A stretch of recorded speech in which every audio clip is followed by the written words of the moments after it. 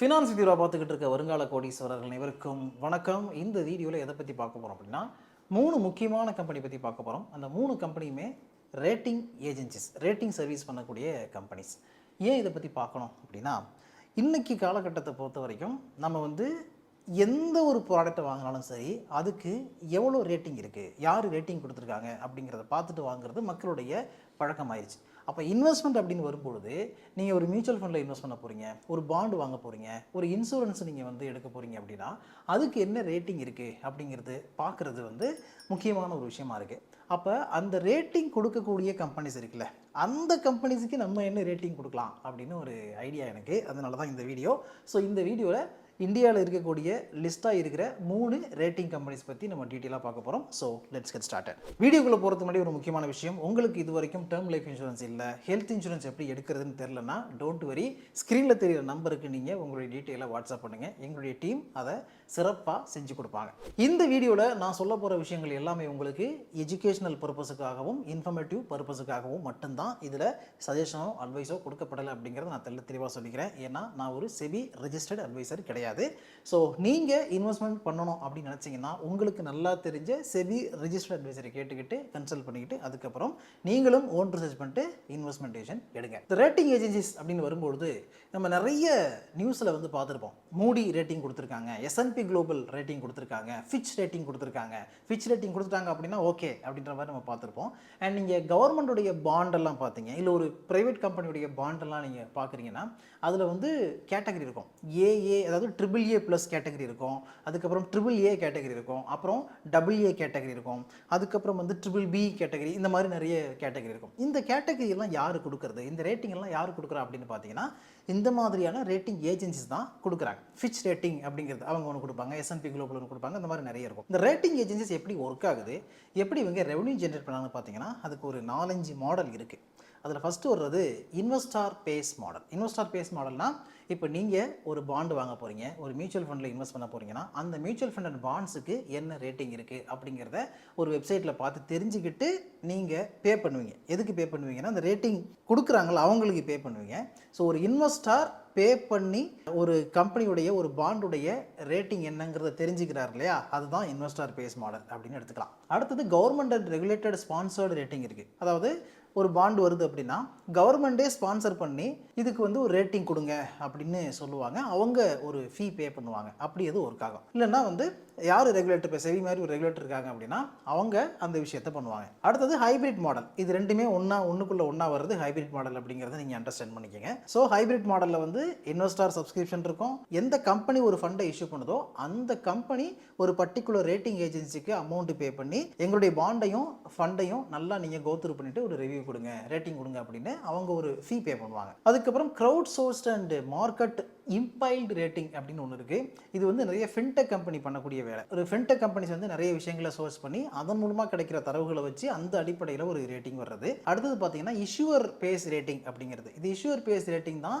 Hybrid மாடலுக்குள்ளே சொன்னால் ஒரு part. அதாவது ஒரு மியூச்சுவல் ஃபண்ட் கம்பெனி இருக்குன்னா, அவங்க புதுசாக ஒரு ஃபண்டை லான்ச் பண்ணும்போதோ இல்லை ஏற்கனவே இருக்கக்கூடிய ஒரு ஃபண்டுக்கோ ரேட்டிங் வேணும் அப்படின்னா அவங்க என்ன பண்ணுவாங்கன்னா, இந்த இப்போ இருக்கக்கூடிய CARE rating agency, Fitch rating ஏஜென்சிலாம் இருக்குல்ல, இந்த மாதிரி ஒரு கம்பெனிகிட்ட போயிட்டு, நாங்கள் இப்படி ஸோ ஃபண்டு ஒன்று வச்சுருக்கோம், இந்த ஃபண்டு இந்த மாதிரி பெர்ஃபார்ம் பண்ணிக்கிட்டு இருக்கு, இந்த ஃபண்டை நீங்கள் அனலைஸ் பண்ணி பாருங்கள், அனலைஸ் பண்ணி பார்த்துட்டு ரேட்டிங் கொடுங்க அப்படின்னு ஒரு அமௌண்ட்டை பே பண்ணுவாங்க. அப்படி பே பண்ணுறதுனால அவங்க ஃபுல்லாக உட்காந்து ரிசர்ச் பண்ணி அந்த ஃபண்டு எப்படி ஒர்க் ஆகுது, அது ஒர்த்தா இல்லையான்னு ஒரு ரேட்டிங் கொடுப்பாங்க. இப்போ உங்களுக்கு ஒரு சந்தேகம் வரலாம், இப்போ ஒரு மியூச்சுவல் ஃபண்ட் கம்பெனியோ இல்லை பாண்டு விற்கக்கூடிய ஏதோ ஒரு கம்பெனியோ அவங்களே பணத்தை கொடுத்து ரேட்டிங் ஏஜென்சிட்டு போயிட்டு நீங்கள் எங்களுடைய பாண்டையோ ஃபண்டையோ ரேட்டிங் கொடுங்க அப்படின்னு சொன்னால் அவங்களுக்கு சாதகமாக தானே கொடுப்பாங்க, அதுக்கு ஏற்றபடி தான் நடக்கும் அப்படின்னு நீங்கள் யோசிக்கலாம். ஆனால் அங்கே தான் ஒரு முக்கியமான விஷயமே வருது. அது என்னென்னு பார்த்தீங்கன்னா, அந்த இடத்துல இந்த செக்யூரிட்டி மார்க்கெட்டை ப்ரொடெக்ட் பண்ணுறதுக்காக நமக்கு இருக்கக்கூடிய செபி மாதிரியான ஆர்கனைசேஷன்ஸ் இருக்கு இல்லையா, அமைப்புகள் இருக்குல்ல, அவங்க முக்கியமான ரோலை ப்ளே பண்ணுறாங்க. அதாவது எக்காரணத்தை கொண்டும் காசு வாங்கிக்கிட்டு இதுதான் சூப்பரான பாண்டு, இதுதான் சூப்பரான மியூச்சுவல் ஃபண்ட் அப்படின்னு இவங்க சொல்லிடக்கூடாதுங்கிறதுல ரொம்ப ரொம்ப ஸ்ட்ரிக்டாக இருக்கிறாங்க. எந்த விதமான கான்ஃப்ளிக்ட் ஆஃப் இன்ட்ரெஸ்ட்டும் வந்துடக்கூடாது அப்படிங்கிறதுல. ஸோ அதை அதர் பண்ணி ஆகணும் அப்படிங்கிற ஒரு ரூல் இருக்குது. அதனால நம்ம பயப்பட வேண்டியதில்லை. என்னதான் ஒரு கம்பெனி பே பண்ணி அந்த ரேட்டிங்கை வாங்கினா கூட அது நியாயமான ரேட்டிங்காக வெளியே வருதா இல்லையா அப்படிங்கிறத நைட்டு விடிய விடிய முடிச்சுக்கிட்டு உட்காந்துக்கிட்டு இருக்க அந்த மாதிரி இந்த அமைப்புகள் எல்லாமே உட்காந்து பார்த்துக்கிட்டு இருக்கோம். ஸோ 4 பக்கத்துலேருந்து இன்கம் வருது. ஒருத்தர் போயிட்டு டேட்டாவை கேட்டாலும் இன்கம் வருது, அந்த டேட்டாவை பண்ணி கொடுங்கன்னு சொன்னால் கூட இன்கம் வருது. நல்லா இருக்குது இந்த பிஸ்னஸில் எப்படி என்ட்ரு ஆகுறது அப்படின்னு சொல்லிட்டு சில பேருக்கு ஆர்வம் வரலாம். அப்படி ஆர்வம் உங்களுக்கு வருதுன்னா அதுக்காக ஒரு விஷயம் சொல்கிறேன். சப்போஸ் நீங்கள் வந்து ஒரு ரேட்டிங் ஏஜென்சி இந்த மாதிரி ஆரம்பிக்கணும் அப்படின்னு நினச்சிங்கன்னா அதுக்கு 1 கோடி ரூபா அமௌண்ட்டை செபிக்கு டெபாசிட் பண்ணணும் இந்தியாவில். இது இந்தியாவில் இருக்கக்கூடிய ரூல்ஸு. ஸோ 1 கோடி ரூபா செபிக்கு டெபாசிட் பண்ணிவிட்டு உங்களுடைய கம்பெனி நெட்வொர்த்தாக நீங்கள் 5 கோடி ரூபாயாக காட்டணும். இதெல்லாம் ஃபஸ்ட்டு விஷயம், பேசிக்காக நீங்கள் பண்ண வேண்டியது. அதுக்கப்புறம் நிறைய அதுக்கு மேலே லேயராக நிறைய விஷயங்கள்லாம் இருக்குது. பட் பேசிக்காக ஒரு 6 கோடி ரூபா தேவைப்படும்னு வச்சுங்களேன். இது இருந்துச்சுன்னா நீங்கள் வந்து ரேட்டிங் ஏஜென்சிக்கு அப்ளை பண்ணலாம். அதுக்கப்புறம் அதுக்கு தேவையான ப்ரொஃபஷனல்ஸ் எல்லாருமே ஹையர் பண்ணி ஒரு பெரிய டீம் செட் பண்ணி இந்த ஒர்க்கை பண்ண வேண்டியிருக்கும். ஏன்னா ரேட்டிங் ஏஜென்சி அப்படிங்கிறது சாதாரண வேலை கிடையாது. நிறைய விஷயங்களை ரிசர்ச் பண்ண வேண்டியிருக்கும். ஸோ இந்த ரேட்டிங் ஏஜென்சிலாம் சரியாக செயல்படுதா இல்லையா அப்படிங்கிறத பார்க்குறதுக்கு இந்தியாவில் வந்து செபி இருக்கிறாங்க. அதுக்கப்புறம் குளோபல் ரெகுலேட்டர்ஸ்னு பார்த்தீங்கன்னா அமெரிக்காவில் SEC இருக்குது, செக்யூரிட்டி எக்ஸ்சேஞ்ச் கமிஷன் சொல்லுவாங்க, அது இருக்குது. அடுத்தது யூரோப் காண்டினென்ட்டில் பார்த்தோம்னா ESMAன்னு ஒன்று இருக்குது, அதாவது யூரோப்பியன் செக்யூரிட்டிஸ் அண்ட் மார்க்கெட்ஸ் அத்தாரிட்டின்னு சொல்லுவாங்க. ஓகே, இப்போ நம்ம பார்க்க போகிறது 3 கம்பெனி. ஃபஸ்ட்டு கிறிசில் பார்க்க போகிறோம், அடுத்தது ICRA பார்க்க போகிறோம், அடுத்தது கேர் பார்க்க போகிறோம். கேர் எட்ஜ் சொல்கிறோம் இல்லையா, அந்த 3 கம்பெனி பார்க்க போகிறோம். இந்த 3 கம்பெனியுமே லிஸ்டட் கம்பெனிஸ் ஆகிருக்கு.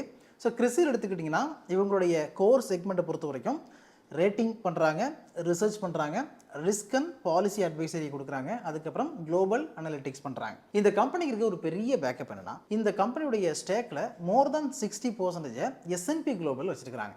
ஸோ S&P குளோபல் இவங்களுடைய ஹோல்டிங் கம்பெனியாக இருக்கிறதுனால இந்த கம்பெனியுடைய ப்ராசஸ் வந்து ரொம்ப ஈஸியாக நடக்கும் அப்படின்னு சொல்லலாம். நிறைய டேட்டாவை இவங்களால் அக்சஸ் பண்ண முடியும் அப்படிங்கிற ஒரு ஆப்பர்ச்சுனிட்டி இவங்களுக்கு இருக்குது. அதனால தான் இவங்களால் ஸ்ட்ராங் இன்டர்நேஷனல் ப்ரெசன்ஸ் கொடுக்க முடியுது கிறிசிலை பொறுத்த வரைக்கும். அடுத்தது ICRA எடுத்துக்கிட்டிங்கன்னா இந்த கம்பெனி கிரெடிட் ரேட்டிங் கொடுக்குறாங்க, இண்டஸ்ட்ரி ரிசர்ச் பண்ணுறாங்க, ரிஸ்க் அனாலிசிஸ் பண்ணுறாங்க. இந்த கம்பெனியும் வந்து மூடி கூட அஃபிலியேட் ஆகியிருக்காங்க. அதனால இவங்களுக்கும் இன்டர்நேஷனல் ப்ரெசன்ஸ் வந்து நல்லாயிருக்கும். அடுத்தது கேர் எடுத்துக்கிட்டிங்கன்னா இவங்க ரேட்டிங், அட்வைசரி, அனாலிட்டிக்ஸ், ESG, அதாவது எக்கனாமிக், சோஷியல், கவர்னன்ஸ், அதுக்கப்புறம் வந்து இன்டர்நேஷ்னல் சப்ஸ்கிரிப்ஷன், நேபாள், ஆஃப்ரிக்கா மாதிரி நாடுகள் எல்லாம் இவங்களுடைய சப்ஸ்கிரிப்ஷன் அதிகமாக இருக்குது. ஸோ இதுதான் இவங்களுடைய பிஸ்னஸ் செக்மெண்ட்ஸ் அப்படின்னு சொல்லலாம். இப்போ பொதுவாக இந்த கம்பெனிஸுடைய ஆப்பர்ச்சுனிட்டிஸ் என்ன அப்படின்னு பார்த்தீங்கன்னா, ஒரு பக்கம் இந்தியன் பேங்கிங் செக்டாருடைய NPA குறையுது. NPAனா நான் பெர்ஃபார்மிங் அசட் குறையுது அப்படின்னா என்ன அர்த்தம்னா, பேங்க்குடைய புக்கு வந்து ஹெல்த்தியாக இருக்குன்னு அர்த்தம். பேங்க்குடைய புக்கு ஹெல்த்தியாக இருக்கும்பொழுது ஃபர்தராக அவங்க நிறைய லோன் கொடுக்க முடியும், நிறைய பாண்ட் இஷ்யூ பண்ண முடியும். அப்படி பாண்ட் இஷ்யூ பண்ணும்பொழுது எங்களுடைய பாண்டு பற்றி ஒரு ரேட்டிங் கொடுங்க அப்படின்னு இவங்களுக்கு பிஸ்னஸ் கொடுப்பாங்க. இது ஒரு நல்ல விஷயம். அடுத்தது இன்னொரு பக்கம் இப்படி பார்த்தீங்கன்னா, மியூச்சுவல் ஃபண்டுடைய அசட் அண்டர் மேனேஜ்மெண்ட் வந்து க்ரோ ஆகிட்டே இருக்குது. இப்போ 2025 Q4 படி நீங்கள் பார்த்தீங்கன்னா கூட 82 லட்சம் கோடிக்கு மேலே mutual fund asset under management இருக்குது. புதுசாக நிறைய ஃபண்டு வந்து லான்ச் பண்ணிக்கிட்டே இருக்கிறாங்க. நிறைய அசட் மேனேஜ்மெண்ட் கம்பெனிஸ் இந்தியாவில் இருக்கிறாங்க. இது எல்லாமே இந்த மாதிரியான ரேட்டிங் ஏஜென்சிக்கு வந்து ஒரு பெரிய பெனிஃபிட். ஏன்னா புதுசாக ஒரு ஃபண்டு லான்ச் ஆகும்போதோ எக்ஸிஸ்டிங் ஃபண்டுக்கு அவங்க ரேட்டிங் கொடுங்கன்னு கேட்கலாம். அடுத்தது பார்த்தீங்கன்னா, கார்ப்பரேட் இன்வெஸ்ட்மெண்ட் பேங்கிங்குடைய ரெவென்யூ இன்க்ரீஸ் ஆகுது. ரெவென்யூ இன்க்ரீஸ் ஆகிறதுனால அவங்களுடைய டிஸ்கிரிஷனரி ஸ்பெண்டிங்கை இன்க்ரீஸ் பண்ணுறாங்க. இப்போ 2024லேருந்து 25 பார்த்தீங்கன்னா 7% இன்க்ரீஸ் ஆகிருக்கு அப்படிங்கிற டேட்டா கிடைக்குது. அடுத்தது கார்ப்பரேட் இன்வெஸ்ட்மெண்ட் பேங்கிங்குடைய ரிட்டர்ன் ஆன் ஈக்விட்டி, அதுவும் வந்து ஒரு டீசெண்டான இம்ப்ரூவ்மெண்ட்டை காமிக்குது. இது எல்லாமே இந்த மாதிரியான கிரெடிட் ரேட்டிங் ஏஜென்சிக்கு சப்போர்ட்டிவாக இருக்கக்கூடிய சிஸ்டம்ஸ். ஓகே, இப்போ கிறிசிலுடைய Q3 ரிசல்ட் எப்படி இருந்துச்சுன்னா, 1082 கோடி ரெவென்யூ, 340 கோடி இவங்களுடைய எபிட்டா ஆப்ரேட்டிங் ப்ராஃபிட், 31% மார்ஜின். அடுத்தது நெட் ப்ராஃபிட் பார்த்தீங்கன்னா 242 கோடி. ஃபண்டமெண்டல் எடுத்துக்கிட்டோம்னா மார்க்கெட் கேப் வந்து 27,000 கோடிக்கு மேலே இருக்குது. ஸ்டாக்கோட PE ரேஷியோ 40க்கு மேலே இருக்குது. இண்டஸ்ட்ரி PE 36 அந்த ரேஞ்சில் இருக்குது. ROCE 32க்கு மேலே இருக்குது. ROE 24க்கு மேலே இருக்குது. பாருங்கள், ROE ரெண்டுமே எந்த அளவுக்கு எக்ஸலண்ட்டாக இருக்குது அப்படிங்கிறத பாருங்கள். டெட் ஈக்விட்டி ரேஷியோ வந்து 0.10. அப்போ ரொம்ப கடன் கம்மி. 296 கோடி கடன் இருக்குது, 297 கோடி கடன் இருக்குது. ஆனால் ROE ரெண்டுமே எக்ஸலண்ட்டாக இருக்குது. அடுத்தது ஃப்ரீ கேஷ் ஃப்ளோ பார்த்தீங்கன்னா 688 கோடி வச்சிருக்காங்க. ரிசர்வ்ஸ் 3026 கோடி வச்சிருக்காங்க. ஃபேஸ் வேல்யூ ₹1 இருக்குது. 52 வார ஹையஸ்ட் ப்ரைஸ் 6330, லோவஸ்ட் ப்ரைஸ் 3680 அந்த ரேஞ்சில் இருந்தது. கரண்ட் ப்ரைஸ் இந்த வீடியோ ரெக்கார்ட் பண்ணும்போது 3770. ஷேர் ஹோல்டிங் பேட்டர்னை பொறுத்த வரைக்கும் கிறிசில் பார்த்தீங்கன்னா ப்ரமோட்டர் ஹோல்டிங் 66% இருக்குது. இந்த 66%ல் S&P இந்தியா வந்து 42க்கு மேலே வச்சிருக்காங்க. FIS ஹோல்டிங் 7க்கு மேலே இருக்குது. DIS ஹோல்டிங் 12க்கு மேலே இருக்குது. ரிட்டைல் ஹோல்டிங் 13க்கு மேலே இருக்குது. அடுத்து நம்ம கேர் ரேட்டிங் பார்க்குறோம். கேர் கம்பெனி எடுத்துக்கிட்டிங்கன்னா Q3 ரிசல்ட்டை பார்க்கும்பொழுது 16% இவங்களுடைய ரெவன்யூ க்ரோ ஆயிருக்கு. எபிட்டா வந்து 33% க்ரோ ஆயிருக்கு. ப்ராஃபிட் பார்த்தீங்கன்னா 29% க்ரோ ஆயிருக்கு. ஸோ 112 கோடி ரெவன்யூ, 40 கோடி ஆப்ரேட்டிங் ப்ராஃபிட், 36% மார்ஜின் வச்சிருக்காங்க. ஆக்சுவலாக சீக்வென்ஷலாக மார்ஜின் வந்து லோவாயிருக்கு, 50லேருந்து 36ஆக குறைஞ்சிருக்கு. நெட் ப்ராஃபிட் வந்து 37 கோடி. நெட் ப்ராஃபிட்டும் சீக்வென்ஷலாக பார்த்தீங்கன்னா 57லேருந்து 37ஆக குறைஞ்சிருக்கு. பட் லாஸ்ட் இயர் சேம் பீரியடில் பார்க்கும்போது 28 கோடிலேருந்து 37 கோடியாக இன்க்ரீஸ் ஆகிருக்கு. அடுத்தது ஃபண்டமெண்டல் எப்படி இருக்குன்னா 4600 கோடிக்கு மேலே மார்க்கெட் கேப் இருக்குது. ஸ்டாக்குடைய பி ரேஷியோ 29, இண்டஸ்ட்ரி பிஇ 27 அந்த ரேஞ்சில் இருக்குது. ROCE 24க்கு மேலே இருக்குது, ROE 18க்கு மேலே இருக்குது. Dead equity ratio 0.03. எவ்வளோ கடன்? 25 கோடி கடன் வச்சிருக்காங்க. ரிசர்வ்ஸ் 832 கோடி வச்சிருக்காங்க. ஃப்ரீ கேஷ் ஃப்ளோ 108 கோடி வச்சிருக்காங்க. ஃபேஸ் வேல்யூ 10 ரூபாயா இருக்கு. ஹையஸ்ட் பிரைஸ் 52 வாரங்களில் 1965, லோவஸ்ட் பிரைஸ் 1058.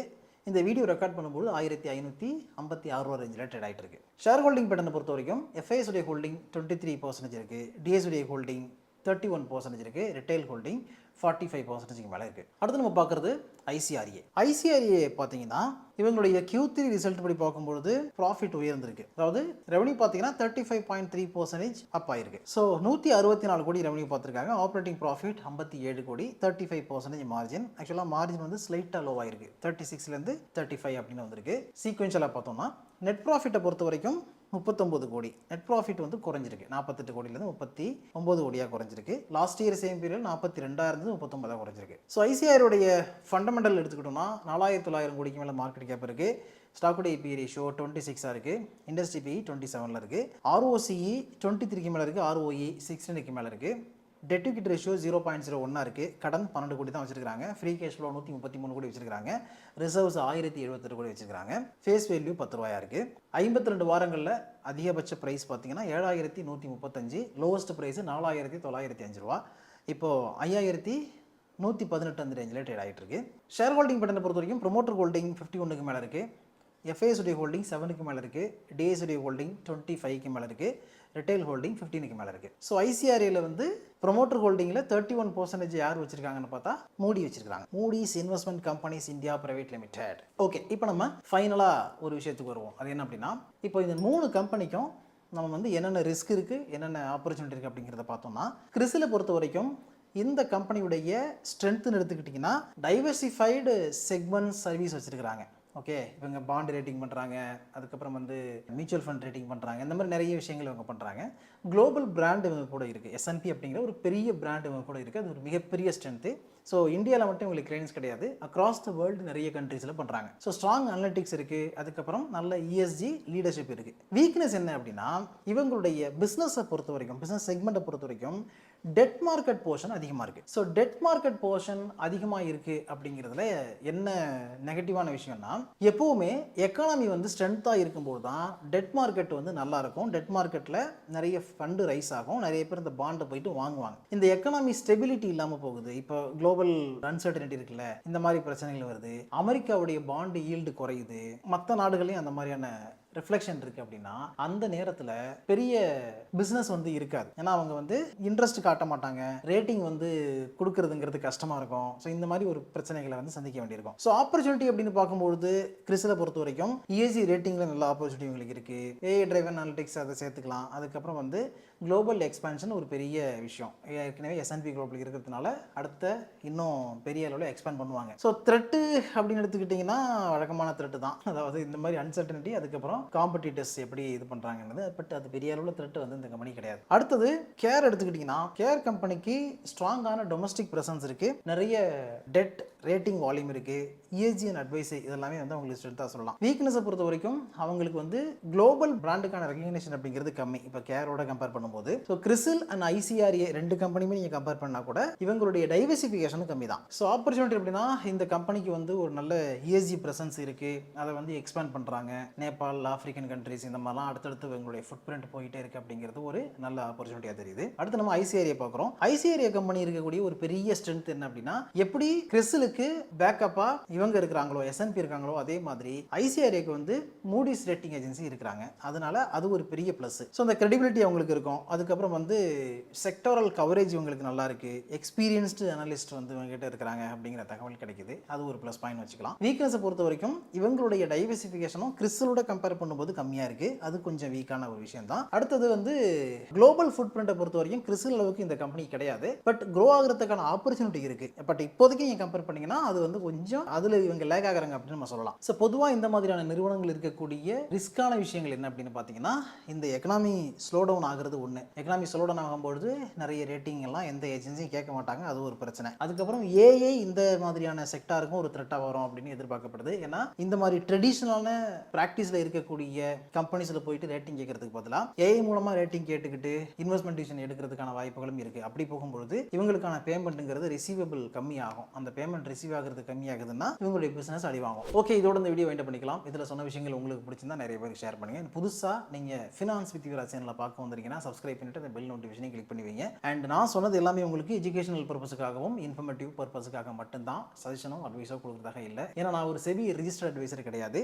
ஸோ உங்களுக்கு இன்வெஸ்ட்மெண்ட் ஐடியாஸ் வேணும், எதில் இன்வெஸ்ட் பண்ணலாம் அப்படின்னு உங்களுக்கு ஒரு தெளிவான விளக்கம் தேவை அப்படின்னா நீங்கள் உங்களுக்கு நல்லா தெரிஞ்ச செபி ரிஜிஸ்டர்ட் அட்வைசரை கேட்டுக்கிட்டு நீங்களும் ஓன் ரிசர்ச் பண்ணிட்டு அதுக்கப்புறமா இன்வெஸ்ட்மெண்ட் டிசிஷன் எடுங்க. இதே மாதிரி அடுத்த ஒரு நல்ல வீடியோவில் மீட் பண்ணுவோம். அது வரைக்கும் உங்களை நீங்கள் பத்திரமா பார்த்துங்க. Thanks so much.